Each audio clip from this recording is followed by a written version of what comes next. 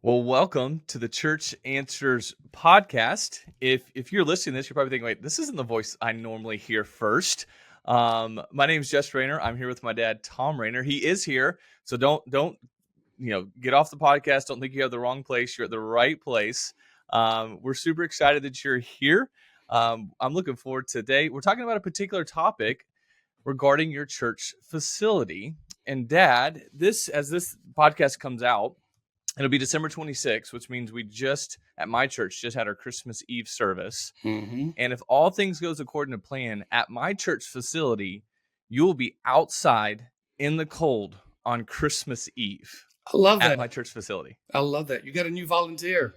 Yes. It's always good when we can finally promote you to something. Yeah. And we finally have promoted you to our church parking lot greeter. I'm excited. It. But I do have an assistant, so I am over someone. Okay.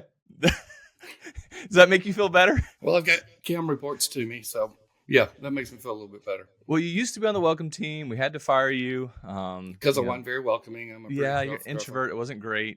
And then we finally had a realization, maybe we can give you a second chance and put you in the parking lot. All you have to do is wave and point and smile. You don't have to actually talk to people. So hopefully this will be a good thing. We'll know when this podcast comes out if it was a good thing or not. Well, I got to tell you, I got me a brand new vest that has got all the stripes on it and safety things, and I'm excited about that. I got me walkie-talkies. I got me the pointers with the lights, the same kind that you use when a plane's coming in to park at the gate. So I'm ready to go. So I'll be doing this and this. Yes, for those who are listening and not watching, you're doing all these hand motions, which I'm glad you have your own materials. Even though we have them here at the church, you decided to get your own. So write your name on them. You can take them home. That's what I wanted to do because I knew that I'd lose them and I knew that I'd forget them. So I'm going to take them home. Kim is doing the same thing. We're looking forward to it. It's going to be great. Well, we are talking about facilities, even though we're talking about parking lot. We're going to talk about a specific topic with church facilities today. But before we do that, I know we always want to thank our sponsor, Chaney and Associates.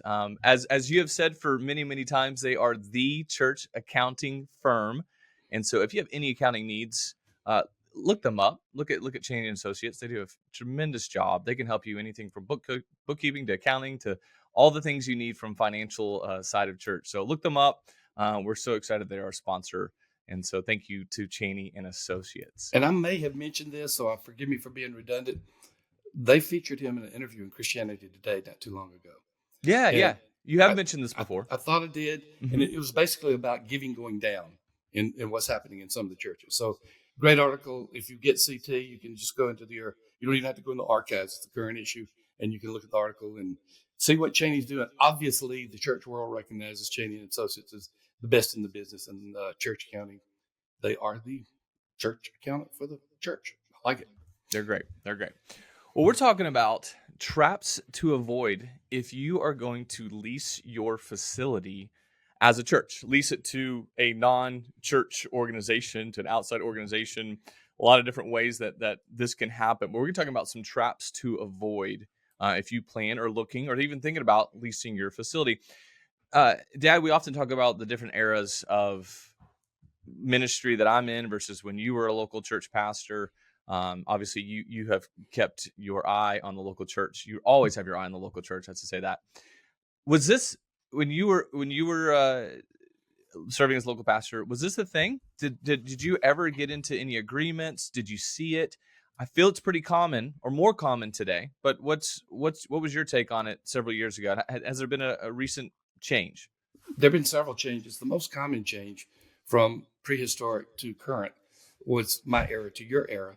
The most common change is you would hardly ever see a church lease situation unless it was a church plant.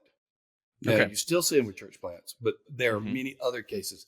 It was incredibly rare to see a church lease situation with an outside organization, unless it was one of those mainstay organizations like Boy Scouts were big back then, Girl Scouts. I don't think they're quite as big right now, but those commonly known organizations, you would occasionally see those in a church. I didn't even know if it's a lease agreement or if it's just a handshake and you can come type agreement.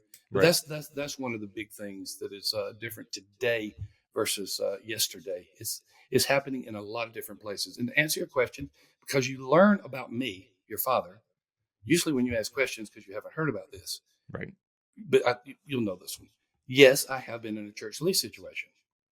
I was the lessee, the one Hmm. who was paying someone for a new site when I was a pastor in Birmingham. I remember this. It was called Green Valley South. It was a retail front. And so we leased four of the, what I would call the bays. I don't know if that's the correct terminology, but Hmm. four of the units. And we turned two of them into worship center, and we Okay. turned two of them into children's and groups. So yes, we were the lessee. Okay. Well, and that was more on the retail side. That's you as a church leased from a retail space. Mm-hmm. A little bit different than what we're talking about today, which is a church leasing their facilities out. But your point being that you saw it at some point in your tenure as a local church pastor. If you go even back 30, 40 years before that, was it even a thing? I mean, I imagine the local church was more of a community hub, and people would just use it, and Mm-hmm. there wasn't any type of formal relationships. Is that a More, fair a statement? lot more so. Yes, a lot more Okay. so. If it happened, it would be the exception to the rule. Okay. Well, we live in a day and age now where you gotta you gotta cross those T's, you gotta dot those I's. Sure have. Boy, it's crazy. The eras of uh, you know verbal word and handshakes really aren't there much anymore, and so as a church, you have to do your due diligence. If you're considering leasing your facility out, there are some things you need to look at, some things you need to address. I know we at the Church of Spring Hill, we have relationships with semi outside organization. It depends on how you start it. We can talk about that here in a little bit. Um, but there are some traps to avoid. And so, Dad, you're going to let us know about some of these traps. I think we have 15 different traps, so we'll Well, have to move kind of fast through them. But let's start off with this first one. You say that if we're going to avoid a trap, if a church leader is looking to lease their church facility, that they need to avoid this trap, which is an agreement with a handshake. Explain that. Well, obviously, everybody knows what agreement with a handshake is. It's hey, we trust each other. We're not going to put anything in writing. We're just going to say, all right, you use it, and you're telling me how you're going to use it, and I trust you, and I trust you to pay. Here's the reality: that does work most of the time Hmm. until the party changes. Until it doesn't. Yep. Until the pastor leaves and there's another person there, until the lessee leaves and there's another person there. The trust is built really more upon people than the organizations. And many people, when they're doing with the handshake, don't realize, okay, those who signed the agreement probably won't be here 10 years from now if it's just any situation. So Right. that is the main trap. You do not want to leave your successor or any other parties to deal with a mess where there's no clarity. That brings up the second reason for handshake. It is unclear what is going to happen to the next generation. So I Hmm. think he said this. No, he said this. So those are the things that you really have to watch out for. You've been married how many years now? 17. 17. Golly, I'm old. Have you and Rachel, have either one ever, y'all said, I didn't say that. Yes, you did. No, I didn't say that. Y'all ever had those? Yeah, well, that's how it can Of happen in a course. lease. You know, Hmm. your mom and I. Well, you told me this. No, I didn't. Yes, you did. And you have it in writing. I'm not suggesting that the marriage relationship have writing for everything that you talk about, We but do. It's text messaging. It's all there. that's true. That is true. Matter of fact, I used that this week. So yeah, that this is I did tell you this. I've had that conversation before. No, I did. Here, I can see it in writing. yes, I remember that one. I remember that one. So handshake doesn't get it. That's the bottom line. Hmm. Yeah, yeah, yeah. And that is as much as I think, and why I think as a lot of as a local church pastor, like why we like to do the handshake agreements. It takes the formality out of it. It doesn't feel like this super you know business type relationship. But you're right, there could be a long tail to it, and you're making an agreement between not just people but between organizations. Exactly. And so Exactly. having making sure that organizations are on the same page regardless of who's leading them is really important. So avoid an agreement with a handshake. And so the logical next step was get a contract, Hmm. get something in writing. It doesn't have to be even a contract. Just get some form of an agreement in writing. Depending on the size of the church, depending on where you are, you may get a lawyer to look at it. You may get a lawyer to draft it. You may just be able to draft at least some agreement in writing where people understand like this is the expectation ahead of time. What would be a trap to avoid when it comes specifically to a contract, an agreement, which brings us to our second trap.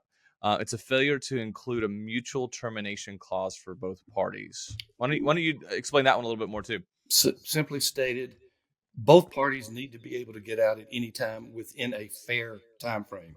So a mutually termination clause may say any party can give 60, 90 days notice to the other party to terminate the lease. You have a lease termination date, but you should have something within that in case something goes wrong, Hmm. especially when somebody is using the facilities of someone else. And that's one of the reasons why. One of the recent cases that I know of, like in the last 18 months, a church found out that the owners that were leasing this were not doing what they said, and it was actually bad things that they were doing, but not illegal, but Okay. immoral. And Okay. so that they were able to go to that clause and say, "We're going to give you." I think this was a 60-day notice. Okay.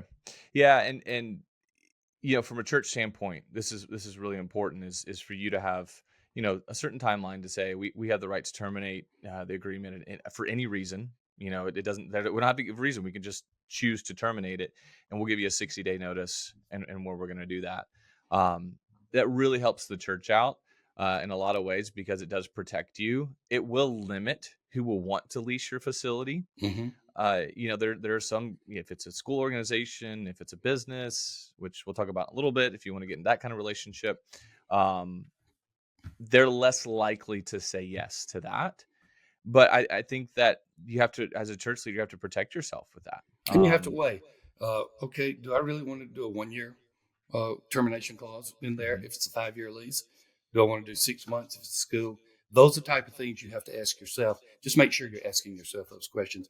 One thing that I would want to say about doing the lease itself, since you mentioned that earlier, I would say be very careful using AI to construct your lease, at least in these days, because I have now found that AI does not necessarily know all local laws and zoning yet. Now, it Sure. may sooner rather than later, but for Yeah. right now, I wouldn't depend on AI to put it together.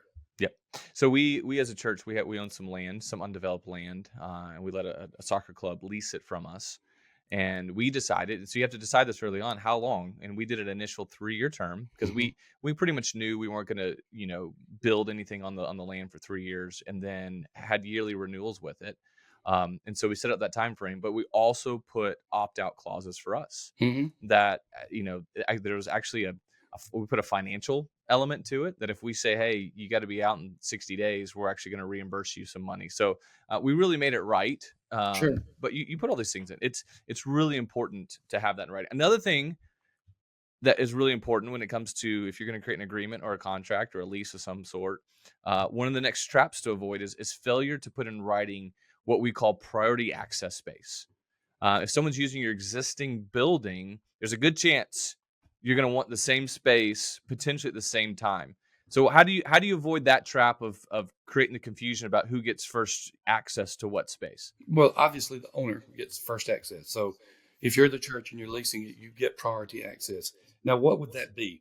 Could be the worship center, Hmm. maybe a school or homeschool wants to use it for gatherings or whatever. It could be a gym if you have a gym. So the point here is you want to specify those most important areas, even if you agree on the front end, oh, you'll always have priority. No, if you want to really protect an area, put a double layer on it, not just the leasing terms, but hey, specifically, we have priority on everything, not limited to, but including boom, worship center, boom, work gym, whatever the case may be. Protect your most important areas that could be a conflict. Right. Yeah, we have a homeschool group that leases. So we have land, but we also have an existing facility at our church.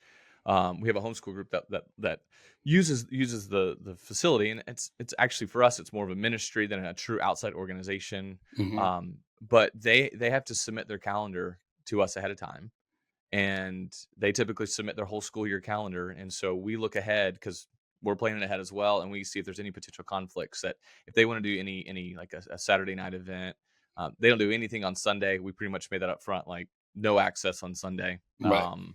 That's that's a non-negotiable. So Well, that make sure becomes a you, priority access for you. It's a time yeah, priority access. yeah, and they don't need it anyway. I mean, there's plenty of other opportunities, and so, but it was just those upfront agreements that we had in place of like, hey, we, we want to support you guys, but at the same time, we have to make sure what God has called us to do. We got to do that first. So it's not a bad thing. It's just defining expectations. Right. So a fourth trap we're talking about here comes back to this contract, agreement, lease. What about financial compensation? The most common thing that we hear at Church Answers is we want to do them well. We want to treat them right. We Mm-hmm. want to give them favorable rates because we want to act like a Christian.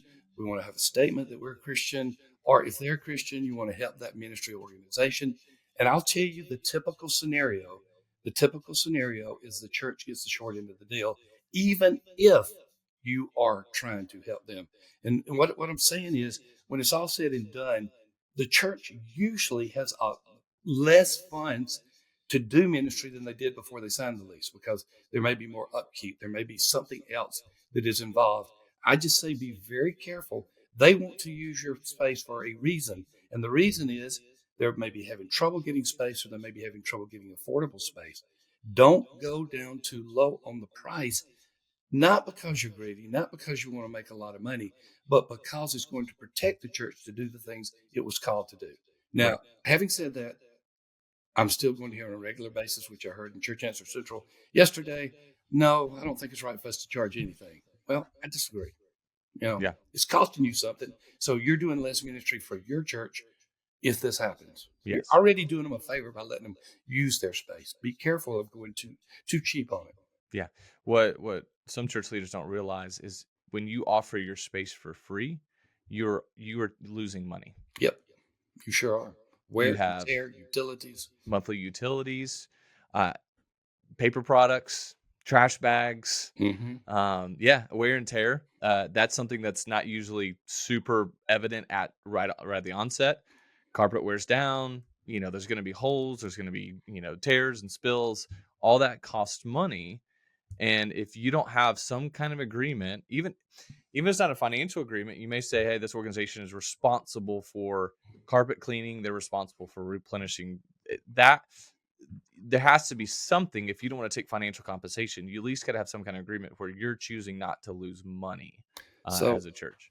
I was working with a church in Minnesota on an expert witness situation. I won't go into what all that's involved, but they let the church, they let a school use their facility during weekdays, and they had pretty tight agreements. The lease was done well, but what they didn't realize that after 5 years, their parking lot was worn out with all those cars coming in every day. And Mm-hmm. if it had just been the church, the cars would have come in an average of 2 days a week and Right. just a certain amount of hours. They were now going to have to resurface their entire parking lot. And really, it was because of the wear and tear caused by the school. And Okay. they didn't anticipate that. Yep. Anticipate all those things. And so that's why I think it's appropriate to charge. Now, this isn't necessarily, it's a side note of charging too little.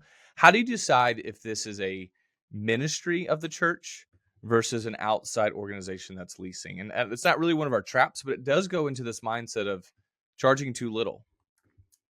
Well, you'd ask the question, is this a natural extension of what we do? Mm-hmm. And if it is yes, you can say this is not just another organization coming in.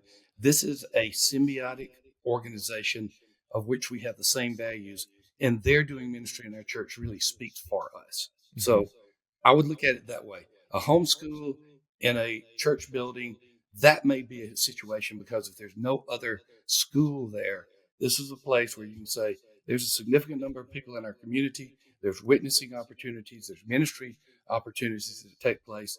And we're going to say it is our ministry, even though we may not be the owner of it. Right. Yeah. And then too, it's how many people that are currently in your church that maybe can be a part of that organization. True. So if it is a homeschool group, either they're meeting another place, but you have 10 families that already exist, you might go, this is more of a ministry than a true outside organization. So I think some of those questions need to come to play, which can decide, if you do want to offer it for free, you just know that it now becomes a ministry cost, that you're going to increase your facility costs. You got to add that to your budget. You just got to prepare for that. There's a lot. I know we're kind of parking on this fourth one, charging a too little is a trap to avoid for a minute here, but it's important. It's important to look at. So absolutely. You mentioned something about AI and contracts and zoning and laws and all that. You're gonna have to explain this one. Trap number 5 to avoid: failure to check if lessees will violate zoning or land use regulations. Well, it is possible that the property that the church is zoned for something very specifically for the church. Right. And then someone comes in and, just make it up. Someone that is going to have a lot of musical instruments played during the day and night, maybe training. And Hmm. all of a sudden you are violating a sound ordinance within Hmm. that neighborhood. That's one example. I don't know if that's a common example. I just made it up. But there are things that you could be prohibited from doing as a lessor by letting someone else come in because you start violating land. Another one has to do with parking during the day. It could be that the church was given an exception clause to the number of cars that could be in that neighborhood church Hmm. on, say, Sundays and Wednesdays, but not other days. But you don't know that. And all of a sudden, you've got another place leasing it, and you have to say, oh, the city says you have to go. You don't want to do that. That's another reason why I would tend to go for a lawyer if it's going to be something of that nature. Hmm. Homeschool, not so much. But if you don't know a lot about the company, or if you do know something about them but you don't know what it might violate, I'd get an attorney involved because you could be setting yourself up and your church up for not only failure but for liability as well if that happens. Yeah, it's not uncommon for performing arts studios, especially startups, look for churches to meet at, Hmm. which could include, you know, instrumentations. It could be dancing. It could be lots of things that potentially could impact whatever neighborhood you're in. Also, something to think about too, depending on what arrangement of church facility you're in. We're in a business complex, and Yep. so we are actually part of a HOA of sort. It's a common area type Yeah. mindset. We're all working together. We have to be mindful of the other businesses in our space, and so not just from zoning, but also from, if you're in this situation where you're in a business complex, industrial complex, you got to know the HOA agreements that are in place before you I tell jump you, into it. I tell you the one that is just most common for our church is church at Spring Hill. I get asked maybe once a month, do those trucks that park at the bottom, do, is that their area or is that our area? No, that's common area. They can park there. Uh huh. The church Yeah. only owns that, only has ownership of the parking right around the building, not We one layer don't down. actually. We don't. We don't You even have, have that. you have Yeah. priority. We there's I know there's a parking lot right in front of our doors. Anyone from the business complex can park there. And they're not That's doing it. there are no designated spots except like two, and then the rest is common area. So I think we claimed maybe a 4 or 5 officially for first time guests, Mhm. but I think you're allotted so maybe we did 5 because we have 5 bays. You get one per bay or something like that. So I think we are in agreement there. It sounded like we weren't in agreement, but I think we are. But yeah, the rest is, so you got to know these things before you choose to So lease. it's actually very nice of the company to park one level down. Yeah, yeah, they didn't have to do that, but they do, and so they actually work together with us. All right, here's another one that probably very few people think about, and it does kind of connect to this idea of understanding, laws and zoning. This one has more to do with IRS. Our next trap, our sixth trap to avoid if you're looking to lease part of your church facility, is making sure you don't jeopardize tax exempt status. Mhm. Walk us through that one.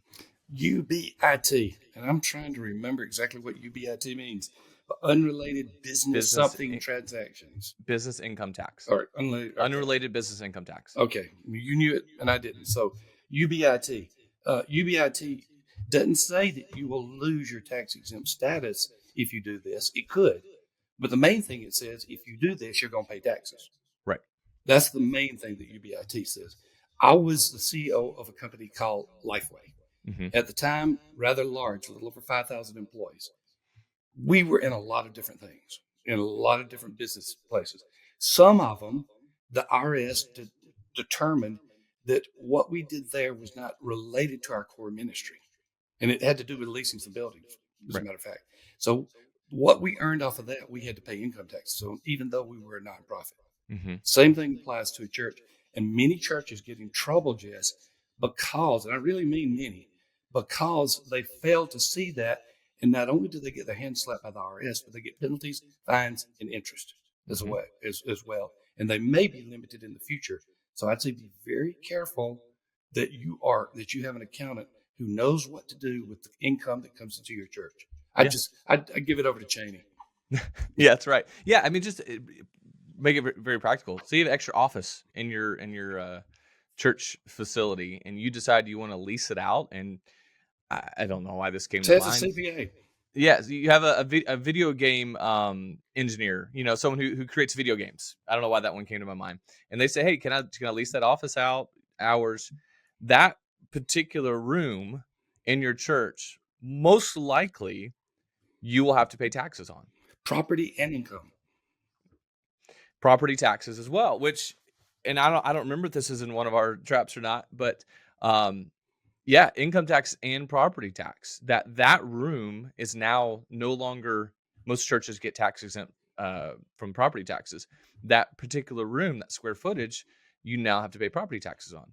So you got to be very diligent that you're actually looking through all these different pieces, that you're not putting yourself in a position where, again, we talked about this, it's going to cost you way more money than you think. And if you lease it to an outside organization that is unrelated to what you do as a church or nonprofit ministry, you're going to be paying for it. And the question, again, this is redundant. Most pastors will say, will I lose my tax exemption? That's really not the question. The question is, will you get in trouble and have to pay fines, taxes, and maybe have future problems with them as a result? Yeah. Yeah. And I mean, it's a fair question to ask too. Will I lose my tax exempt?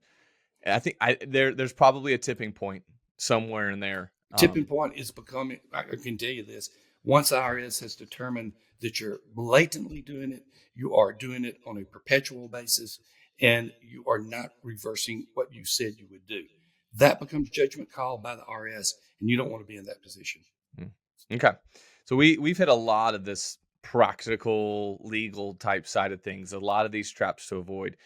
This next one, our seventh trap, gets more back to that relational side of things. Poor tenant screening. How do you avoid this trap? You know what this one reminds me of? This one reminds me of hiring people. Okay. Sometimes we like someone and we say, boy, I'd like to work with them. And we hire them, and then we start working with them. And we say, oh, I made a mistake. I didn't do my due diligence. And it's the same thing with a tenant. Now, how do you screen a tenant? It really depends on who the tenant is. You can't just say, here's a process by which we do it. They may be a part of a chamber of commerce. They may be a part of a Better Business Bureau. And you can check those types of things. There may be a small enough community where you can ask someone about them, but you need to find out something about your tenant. I tell you this, on the personnel side, if I had just done one or two of those personality inventories with these people I hired, I wouldn't have hired them. I thought they were fun people. They were fun until they worked with me.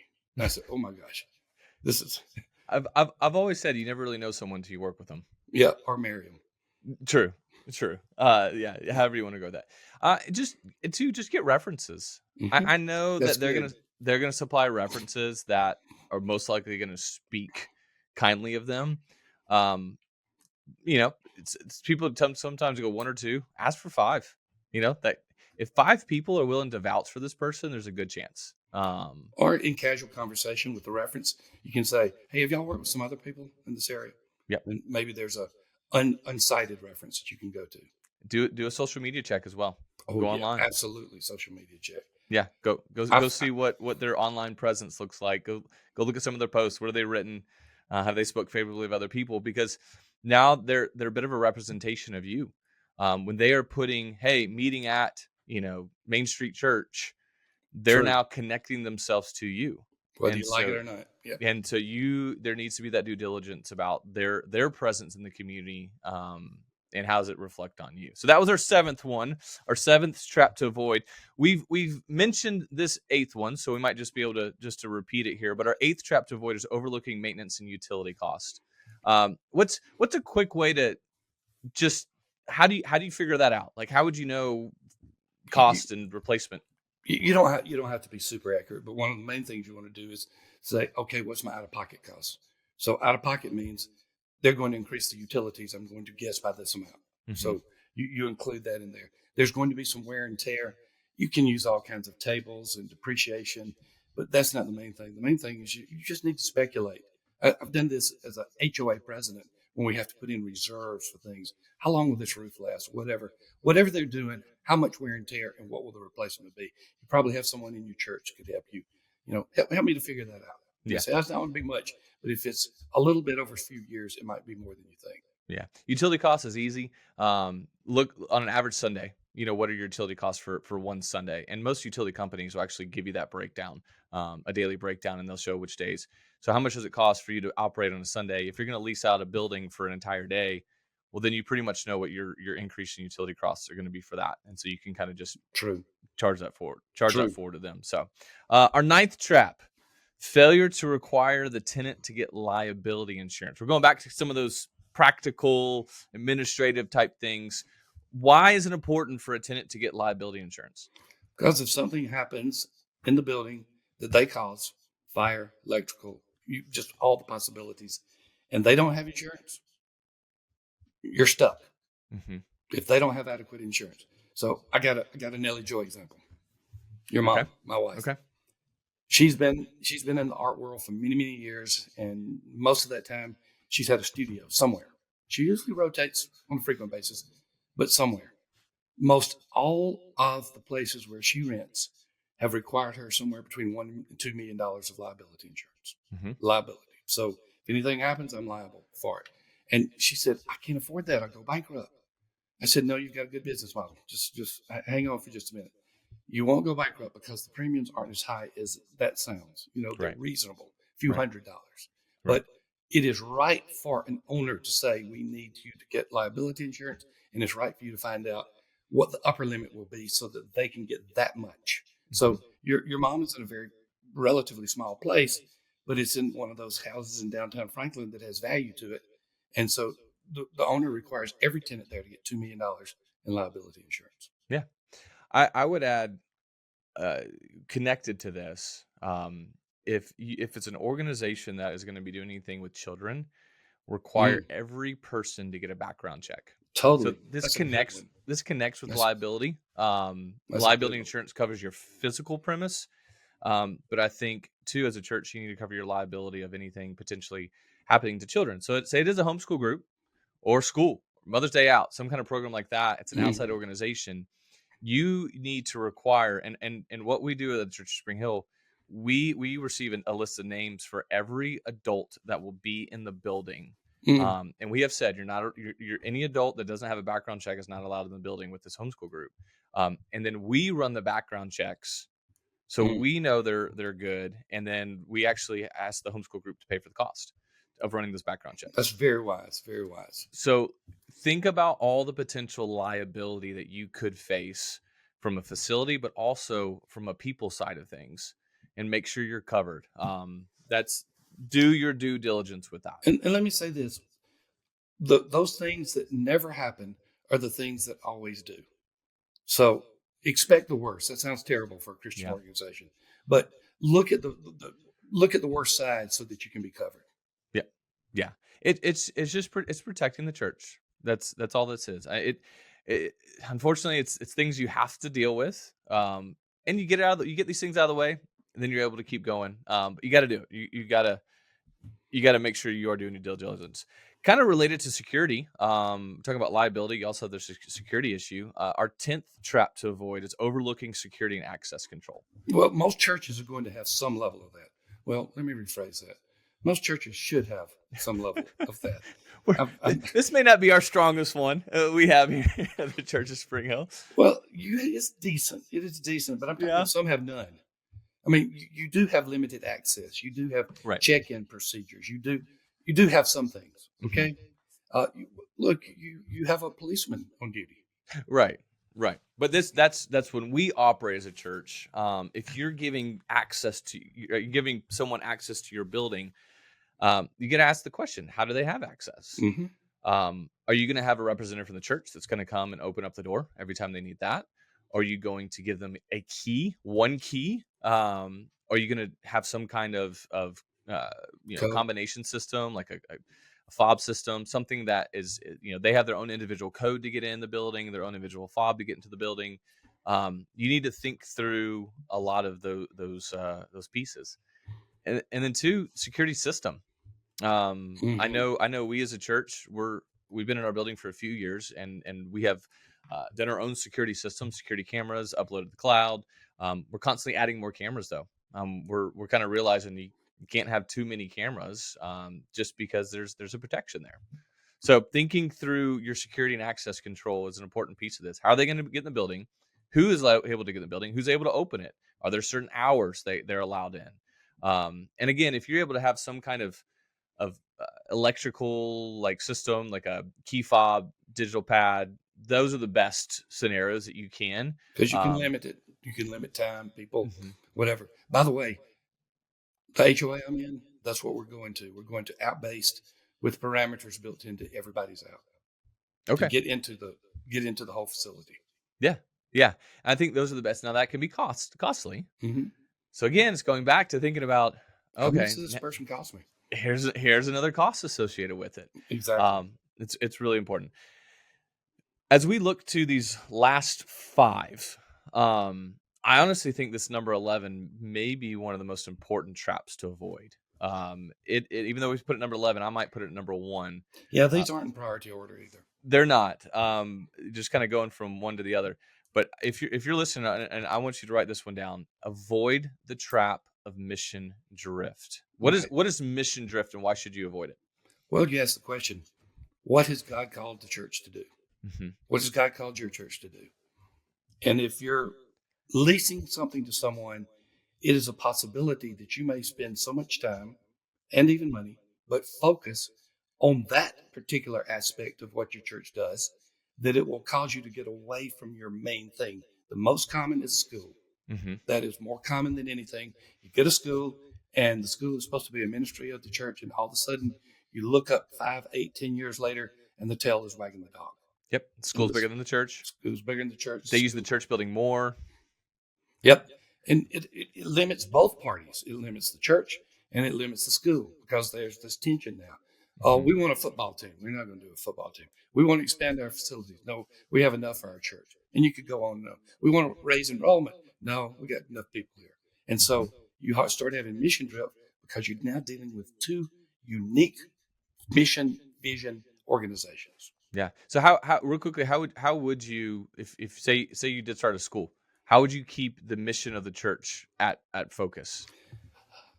One possibility is to have a statement where at the end of X period, we're going to review the relationship to see if it should become independent or interdependent. That type of review will help as much as anything. Right. Yep. And that's helpful for the school too, especially if they grow. Hmm. You know, I went to a Christian school that started at a church, got so big the church said, "You're on your own." And now, oh, by the way, did they win the state championship? They did 3 years in a row. Wow. They did. And So just for those of y'all who want to know, I know the audience is just dying to know. Jess was part of Christian Academy of Louisville. He graduated from there, and he and his brothers were kind of some of the founders of yeah, the football program. There first was full no, varsity season that Art and I played on that same team. it's a kind of a remarkable story, and they were terrible. They were absolutely terrible. And then they started getting better. By just the senior year, they made the playoffs, and now the school has won the state championship in Kentucky Yep. 4 years in a row. So you never know. You start a school at your church. Maybe in 20 years later they're winning state championships. You know.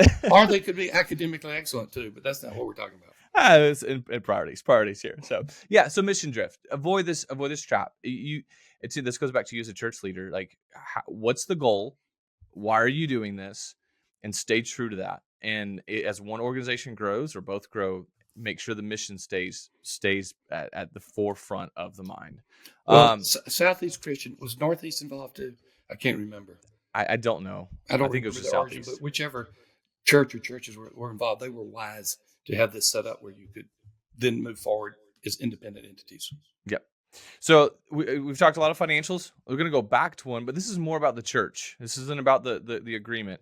Our 12th trap to avoid is financial dependency. So school grows, enrollment grows. Again, we're using this particular example. Now your relationship with them, it gets bigger. I think you've probably seen this a lot with churches.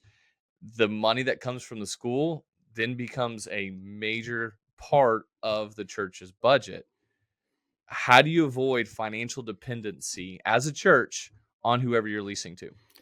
You need to address this early rather than later.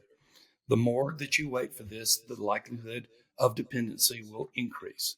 And so, front end, have some type of review, have something that you can say, we're going to look at this. And then, if I'm working with a pastor right now in Florida, he's at the point right now where he said, you know what, we're making too much money off the school. Hmm. And he's actually saying we need to go independent so we don't get dependent. Now, some wise pastors will do the same thing for church members. If they sense that there's a church member for whom they're overly dependent on, they will say, we're going to push. I need you to, or maybe have an elder, someone go to him and say, can you stop giving us a little less money? And it's awkward, but it's financial dependency. Well, and another way you could do it is if you didn't want to go tell someone to stop giving, is you take a percentage of their giving, or whoever this organization that's leasing from the church, whatever the amount is, you take 50% of it and just put it in cash reserves. You don't have your operating budget based upon that income, I and hadn't thought so about that. you don't necessarily have to. You can save it, just save the money, but don't operate on it. Mhm. And so if you can limit how much you're using that income in your operating budget, then you're gonna lessen that financial dependency. And then two, if you're gonna increase your cash reserves, so Yep. it can be a win, but you have to be strategic upfront about that. Absolutely. Avoid that financial dependency. Our 13th trap goes back to the church leadership side. So you come to the agreement, you find an organization, you wanna lease with them. A trap to avoid is the failure to communicate to the congregation. I can only imagine if a pastor didn't say anything, and all of a sudden a church member walks in one day and is like, "Why are there 80 kids running around the building? What's going on?" Yes. How do you avoid this one? You communicate, and then you communicate again, and then you communicate again. And when you get so sick of hearing yourself communicate about it, they've just begun to get it. So Hmm. the point is, you're not going to over communicate on anything, particularly something of this importance. Remind them not only of their presence there, but if it is a ministry or if it's something that really says well for the church, remind them of that. Hmm. So, Yeah, and two, run this by before you.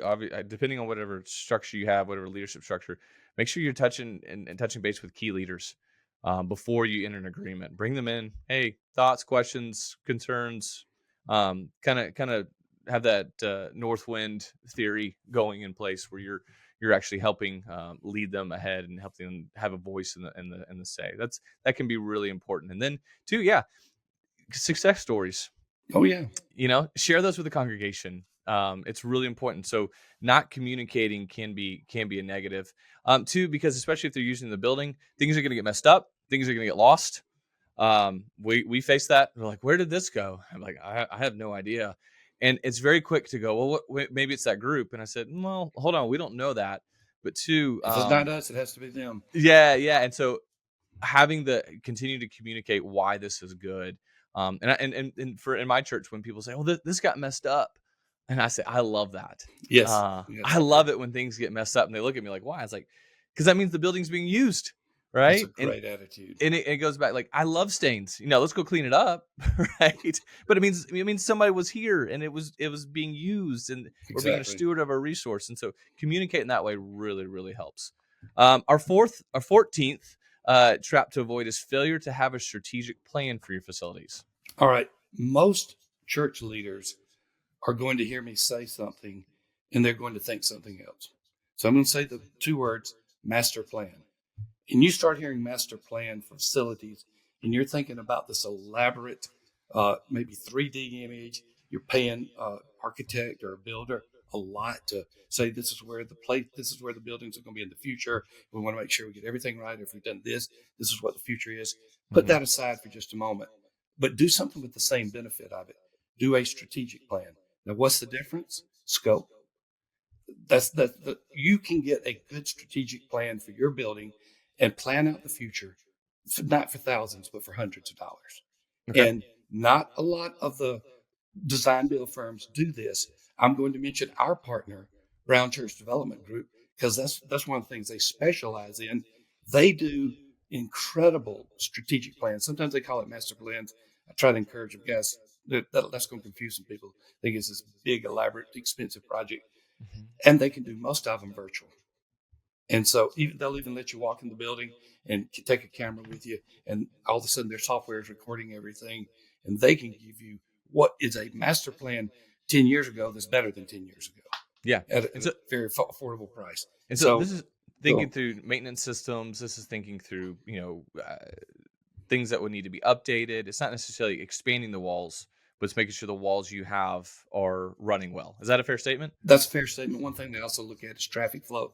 Okay. That if you're going to add this, what is the traffic flow going to be? And if we're going to have a building over that, how's it going to affect this entity as well as the church? Mm. Okay. Strategic plan. And you can get Yeah. them. So I recommend all churches get a strategic plan like once every 5 years, just for flow, for other things. They're incredible. They know church. That's all they do is churches. yeah, they're great with that. That's great. Well, our last trap, our 15th trap to avoid if you're looking to lease part of your facility, your church facility, goes back to the idea of like your job as a church is the Great Commission, the Great Commandment. You love the Lord your God with all your heart, soul, and mind, and go and tell others about the good news of Jesus Christ. So thinking about your community, thinking about your neighborhood. The last trap to avoid is failure to consider the neighborhood implications. Yeah, and the neighborhood could have a lot of meaning to it. For example, I know of a rural church that grew so big, people were parking in pastures next door. Okay. And that became an issue. That's rare. And then I know of another church that you and I have great familiarity with, whose neighborhood is actually more industrial than it is residential, but they're still your neighbors. They're still Hmm. your neighborhood. Now I know the church Spring Hill has homes very close by, but you're in an industrial complex. The Right. whole idea is you are to be a witness to your neighborhood and your community, and it's hard to be a witness if you're doing something that irritates them. Now you can put a lot of things under there. Sometimes it's parking, sometimes it's sound. It could be a lot of possibilities. But ask the question: is this new entity going to cause that problem that we didn't have before? Yep. That's good. Definitely avoid that trap. Well, that was 15. That was a lot. Yes, it That was was. 15 traps to avoid But would if you you're want to looking. leave any of those off? I wouldn't. No, they're all there. And very little overlap. There's a lot to think about. But yeah, there could be a lot of good. There's a lot of good that can come out of these relationships. It can have a strong mutual benefit. It can reach the community. So don't let these 15 traps cause you to stop moving forward.